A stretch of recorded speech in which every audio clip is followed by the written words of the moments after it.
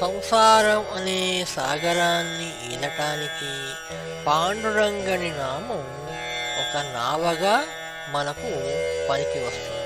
రంగరంగా అంటే ఆ రంగడు మన వెనుక ఉండి మనను కాపాడుతాడు. రండి పాండురంగన్ని తలుద్దాం.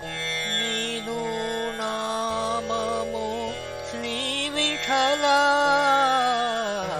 నావగజేయవ శ్రీ విఠల భవసాగర మీదను శ్రీ విఠల పాండురంగా శ్రీ విఠల